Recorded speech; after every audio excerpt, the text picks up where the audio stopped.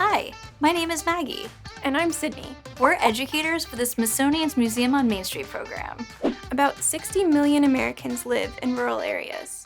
And for over 30 years, Museum on Main Street has shared the Smithsonian's resources with these rural areas and small towns through exhibitions, public programs, youth projects, and story collections. Now, the Smithsonian wants to celebrate and highlight stories from these rural communities, especially stories told by youth. We also want to hear from you. In a series of instructional videos, we'll explore the building blocks of storytelling and help you tell stories about your rural community. In this video, we're going to explore why we tell stories and the important elements of storytelling. Storytelling is one of the most effective ways in which we share something about ourselves that someone else may not know.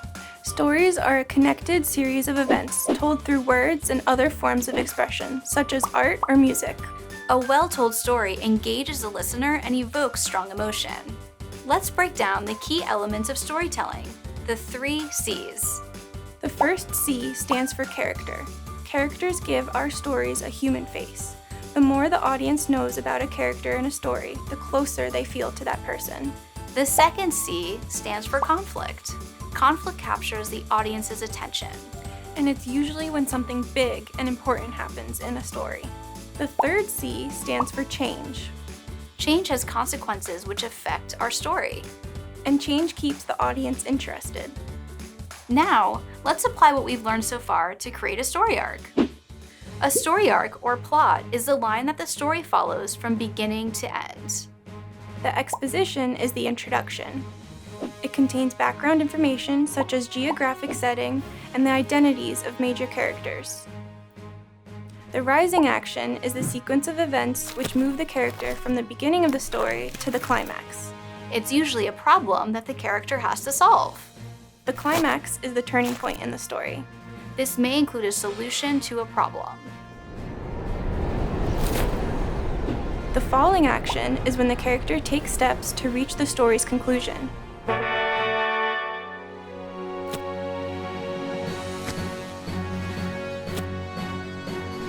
And the resolution is the end of the story. Now, let's go over some additional tips and tricks for effective storytelling. Tip number 1.